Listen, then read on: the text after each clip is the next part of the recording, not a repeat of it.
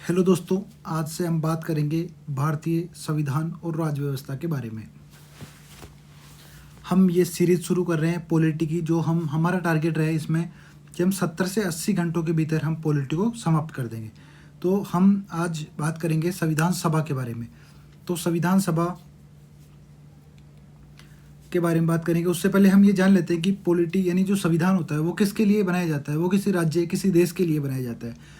तो हम बात करेंगे राज्य। राज्य क्या होता है? राज्य वो होता है जहाँ पर एक जनसंख्या रहती है, एक निश्चित भूभाग होता है, वहाँ की सरकार होती है और सरकार संप्रभु होती है। संप्रभु मतलब वो किसी भी बाहरी दबाव पर कार्य नहीं करती, वो अपने निर्णय लेने के लिए स्वतंत्र होती है।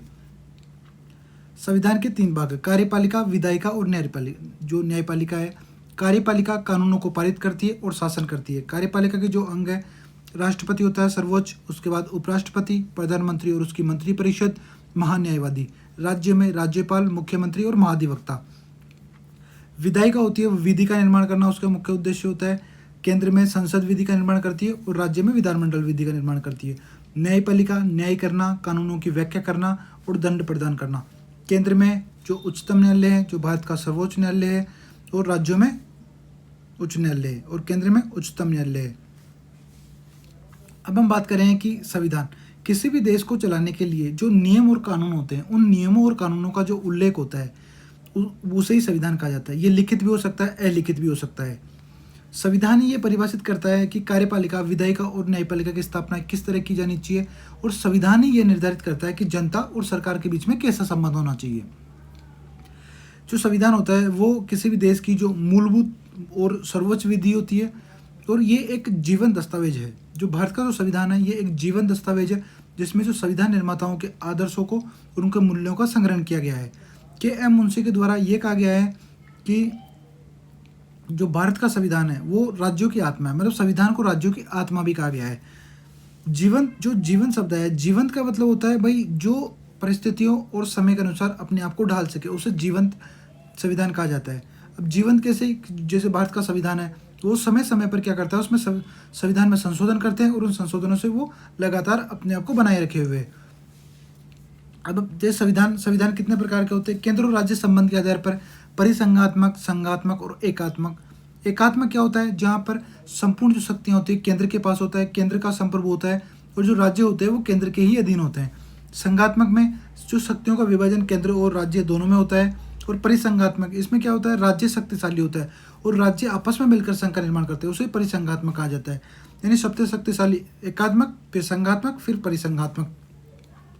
कार्यपालिका और विधायी संबंधों के आधार पर संसदीय और अध्यक्षात्मक होता है। परिवर्तनशीलता के आधार पर लचीला होता है, कठोर होता है। निर्माण और विकास की प्रक्रिया के आधार पर लिखित और अलिखित दोनों प्रकार के संविधान होते हैं। अब हम बात करते हैं आगे संविधानवाद। संविधानवाद का मतलब होता है एक सीमित और एक मर्यादित संविधान होता है। इसमें जो राजनीतिक जो शक्ति होती है उसका प्रयोग नियमों और सीमाओं के अधीन किया जाता है। यानी सरकार क्या करती है, इसमें अपनी इच्छा के अनुसार शासन नहीं कर सकती, वो नियमों और कानूनों के अनुसार ही शासन करती है। राजव्यवस्था। राजव्यवस्था क्या होती है कि संविधान का जो व्यवहारिक रूप है वही राजव्यवस्था है। किसी भी देश में संविधान और सरकार का सामाजिक व्यवस्था के परिप्रेक्ष्य में जब हम अध्ययन करते हैं तो उसे राजव्यवस्था कहा जाता है। भारतीय संविधान लागू होने के साथ ही अनेक संस्थाएं, विभिन्न कानून, सरकार के निर्णय, न्यायपालिका के निर्णय आदि उभर कर सामने आए, जिसे राजव्यवस्था कहा जाता है। जैसे अनुच्छेद 16, इसमें आरक्षण के बारे में बात की गई है, और अनुच्छेद 21 में न्यायालय के द्वारा निःशुल्क चिकित्सा, स्वास्थ्य और निजता आदि अधिकारों के बारे में बात की गई है। अब हम बात करेंगे संविधान सभा के बारे में, जो कि हमारा पहला टॉपिक है। अब तक हम संविधान के बारे में बेसिक पढ़ रहे थे। तो संविधान सभा की पृष्ठभूमि, इसके गठन और विकास की प्रक्रिया, इसकी कार्यप्रणाली, इसकी समितियाँ, इसके कार्य, इसकी चुनौतियाँ, इसके समाधान, इसकी कमियाँ, खंडन और निष्कर्ष। इसको हम 2 पार्ट में पढ़ेंगे। पहला पार्ट, क्योंकि अगर एक ही पार्ट में पढ़ेंगे तो वीडियो बहुत लंबा हो जाएगा, तो हम 2 पार्ट में पढ़ेंगे। सबसे पहले जो कोई भी लोकतांत्रिक देश होता है, उस लोकतांत्रिक देश के अंतर्गत जो संविधान का निर्माण किया जाता है, जो वहाँ की जनप्रतिनिधि संस्था होती है उसके द्वारा किया जाता है, जिसे हम संविधान सभा कहते हैं। कि न केवल संविधान का निर्माण करती है बल्कि विभिन्न उद्देश्यों, विभिन्न प्रावधानों पर विचार विमर्श करने का कार्य भी करती है। भारत में संविधान निर्माण की मांग जो स्वतंत्रता आंदोलन से पहले से ही जुड़ी हुई है। यानी स्वतंत्रता जो आंदोलन था उससे ही संविधान निर्माण की मांग की जा रही है। तो भारत में सबसे पहले सन 1895 में किसके द्वारा? तिलक के द्वारा स्वराज विधेयक के माध्यम से संविधान निर्माण की मांग की गई।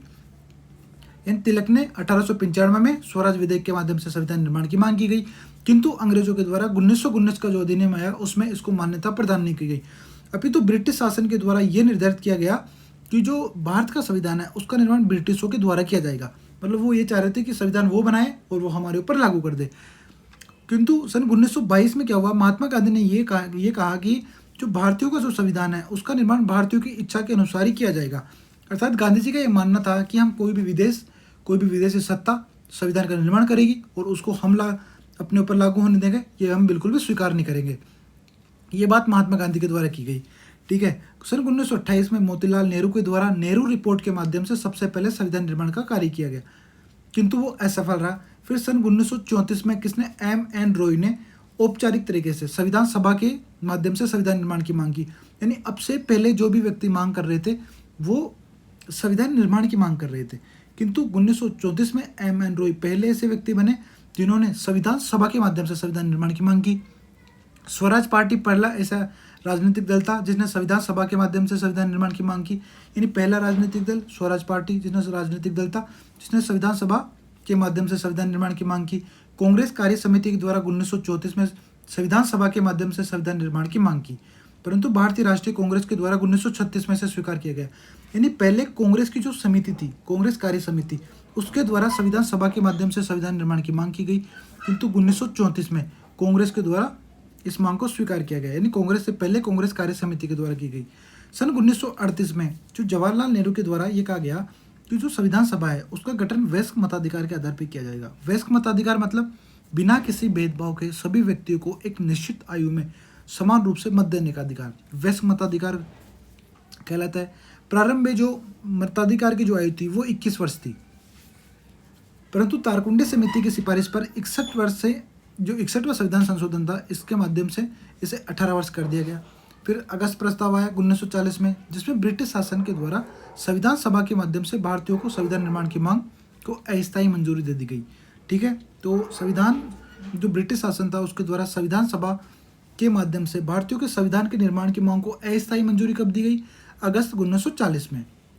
1942 में क्रिप्स मिशन आया, जिसके द्वारा जो भारतीयों में संविधान निर्माण की मांग को पूर्ण रूप से मंजूरी दे दी गई। ब्रिटिश शासन के द्वारा ये निर्धारित किया गया कि भारतीय जनता वयस्क मताधिकार के आधार पर संविधान निर्माण कर सके। किसके बाद? युद्ध समाप्त होने के पश्चात। सन 1946 में कैबिनेट मिशन योजना के अंतर्गत संविधान सभा का गठन किया गया।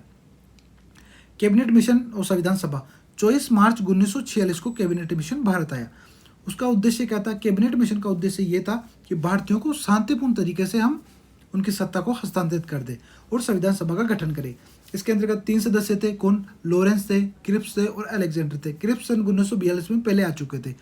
कैबिनेट मिशन ने भारतीय नेताओं से बातचीत की और 16 मई 1946 को संविधान सभा के बारे में निम्न बातें रखी। क्या क्या बातें रखी ये देखते हैं।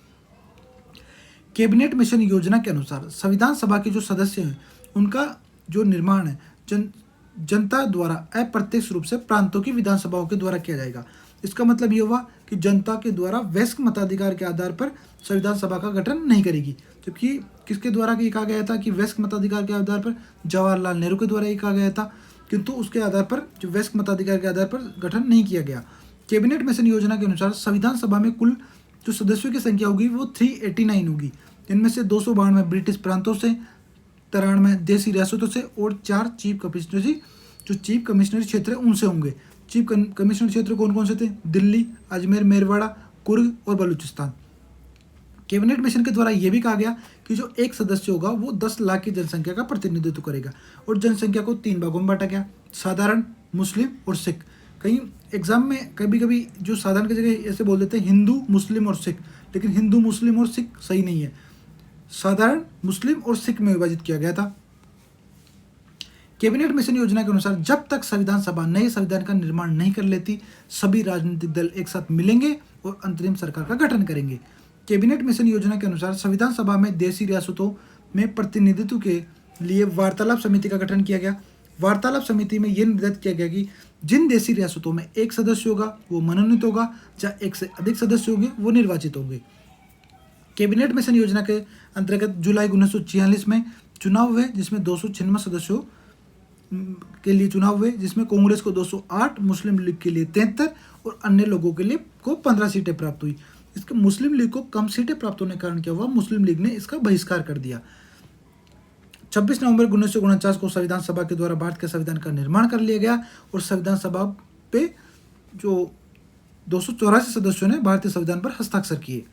अब संविधान सभा की कार्यप्रणाली के बारे में देखते हैं। संविधान सभा की कार्यप्रणाली 12 अधिवेशन और 167 बैठकों में संपादित हुई। प्रथम बैठक 9 दिसंबर 1946 को हुई। इसमें क्या हुआ, प्रथम बैठक में फ्रांस की तर्ज पर डॉक्टर जो संविधान सभा के जो वरिष्ठ सदस्य थे डॉक्टर सचिदानंद सिन्हा, इनको संविधान सभा का अस्थायी सभापति बना दिया गया। इसका नाम का प्रस्ताव किसके द्वारा रखा गया था, आचार्य कृपलानी के द्वारा। तो जो फ्रैंको एंटोनी थे उनको उपसभापति मनोनीत किया गया, जबकि जो सचिदानंद सिन्हा है इनको अस्थायी सभापति निर्वाचित किया गया था। फ्रैंक एंटोनी को उपसभापति मनोनीत किया गया। प्रथम बैठक में 207 सदस्यों ने भागीदारी की। संविधान सभा में टोटल 15 महिलाएं थी, लेकिन प्रथम बैठक में केवल 10 महिलाओं के द्वारा भागीदारी की गई। जो संविधान सभा थी इसमें जो एकमात्र दाक्षायणी वेलायुधन थी, जो एकमात्र दलित महिला थी।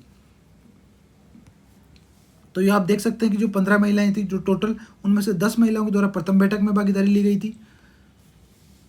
अब संविधान सभा की जो दूसरी बैठक हुई थी, इस दिन संविधान सभा में स्थायी अध्यक्ष के चुनाव की विधि का निर्धारण किया गया और नियम समिति जो संविधान सभा की प्रथम समिति थी इसका भी गठन किया गया। तीसरी बैठक 11 दिसंबर को हुई। इस दिन डॉक्टर राजेंद्र प्रसाद को संविधान सभा का स्थायी अध्यक्ष के रूप में निर्वाचित किया गया और इसका नाम का प्रस्ताव किसने, आचार्य कृपलानी के द्वारा रखा गया और सरदार पटेल ने इसका समर्थन किया। संविधान सभा में जो एच.सी. मुखर्जी और वी.टी. कृष्णमाचारी थे वो उपाध्यक्ष के रूप में निर्वाचित हुए। चौथी बैठक, इस दिन क्या था, उद्देश्य प्रस्ताव रखा गया था, लेकिन संविधान सभा के जो सदस्य थे इनके अनुरोध पर इसको अगले दिन के लिए टाल दिया गया। अब यहाँ देख सकते हैं आप, यूएसए के संविधान को बनने में 4 माह लगे, कनाडा के संविधान को 2 वर्ष 6 माह, ऑस्ट्रेलिया के संविधान को लगभग 9 वर्षों में बना, दक्षिण अफ्रीका का संविधान 1 वर्ष में बन गया था। अब उद्देश्य प्रस्ताव था, जो उद्देश्य प्रस्ताव था कौन, जो नेहरू के द्वारा प्रस्तुत किया गया था, उसमें अवशेष शक्तियां राज्यों को प्रदान की गई थी।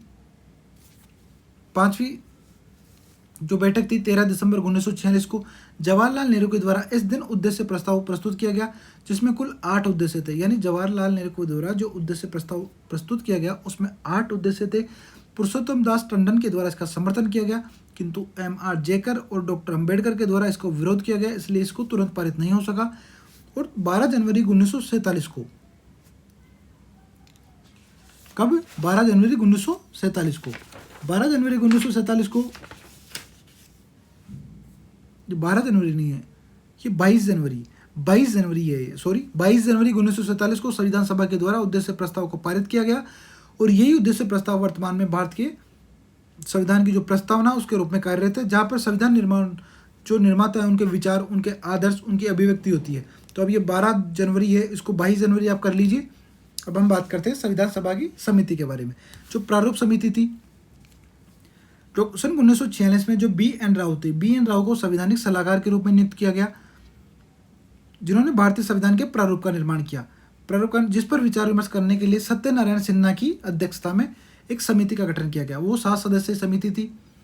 सत्यनारायण सिन्हा की सिफारिश पर 7 सदस्यीय समिति का गठन किया गया। 29 अगस्त 1947 को डॉक्टर भीमराव अम्बेडकर को इसका अध्यक्ष निर्वाचित किया गया था। भारतीय संविधान में कहीं भी ये नहीं कहा गया कि प्रारूप समिति के अध्यक्ष डॉक्टर भीमराव अम्बेडकर हो गए, बल्कि उनको निर्वाचित किया गया था।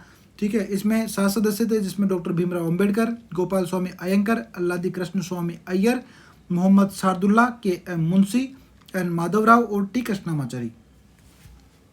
प्रारूप समिति के द्वारा संविधान के जो प्रारूप पर बारीकी से विचार किया गया और 4 नवंबर 1948 को इसको संविधान के समक्ष प्रस्तुत कर दिया गया। जिस दिन इसको प्रस्तुत किया गया उस दिन भारतीय संविधान में 315 अनुच्छेद, 8 अनुसूचियां थी। डॉक्टर भीमराव अम्बेडकर ने इस संविधान को भारत का महान संविधान की संज्ञा दी गई थी। डॉक्टर भीमराव अम्बेडकर को मतलब संविधान के निर्माण में इनका महत्वपूर्ण योगदान होने के कारण इनको भारतीय संविधान का जनक, शिल्पी, रचयिता, वास्तुकार की संज्ञा दी जाती है, किंतु भारतीय के संविधान में इनको इन शब्दों का प्रयोग नहीं किया गया। डॉक्टर जो अम्बेडकर थे वो प्रारंभ में बंगाल से चुनाव लड़े थे, किंतु देश का विभाजन हो गया, उसके बाद में बम्बई प्रेसिडेंसी से चुनाव लड़े गए। इनके द्वारा बम्बई प्रेसिडेंसी से चुनाव लड़ा गया। अब हम बात करते हैं विभिन्न समितियाँ, उनके जो अध्यक्ष थे वो कौन थे।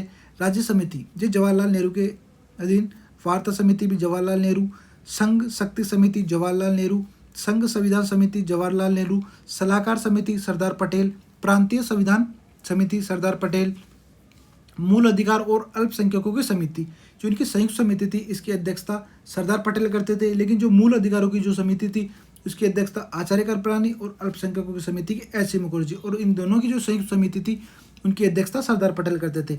सदन समिति पट्टाभी सीतारामैया, परिचय पत्र समिति अल्लादी कृष्ण स्वामी अय्यर, संविधान सभा के कार्यों से संबंधित समिति गणेश वासुदेव मावलंकर, कार्य संचालन समिति के.एम. मुंशी, प्रेस दीर्घा समिति उषानाथ सेन, नियम समिति डॉक्टर राजेंद्र प्रसाद, वित्त एवं स्टाफ समिति डॉक्टर राजेंद्र प्रसाद, संचालन समिति डॉक्टर राजेंद्र प्रसाद और झंडा समिति डॉक्टर राजेंद्र प्रसाद। संविधान सभा के कार्य क्या थे? सन 1947 में भारत स्वतंत्रता अधिनियम से संविधान सभा को विधायिका का दर्जा भी दिया गया। यानी संविधान सभा के दो काम था, एक तो देश के संविधान का निर्माण करना और देश का संचालन भी करना। तो जब ये संविधान का निर्माण करते थे तो इनकी अध्यक्षता डॉक्टर राजेंद्र प्रसाद के द्वारा किया जाता था, किंतु संविधान सभा जब विधायिका की भूमिका निभाती थी तो इसकी अध्यक्षता गणेश वासुदेव मावलंकर के द्वारा की जाती थी। संविधान सभा के द्वारा निम्न कार्य किए गए। 22 जुलाई 1947 को संविधान सभा ने राष्ट्रीय ध्वज को स्वीकृति प्रदान की गई। 16 मई 1949 को संविधान सभा ने भारत के राष्ट्रमंडल की सदस्यता को सहमति दी गई।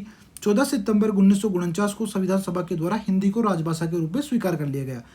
24 जनवरी 1950 को बहुत सारे कार्यक्रम हुए, जैसे राष्ट्रीय गीत, राष्ट्रीय गान को मान्यता दी गई। डॉक्टर राजेंद्र प्रसाद को भारत का प्रथम राष्ट्रपति घोषित किया गया। संविधान सभा की अंतिम बैठक भी इसी दिन हुई। इसी दिन संविधान सभा के 284 सदस्यों ने संविधान पर अंतिम रूप से हस्ताक्षर किया।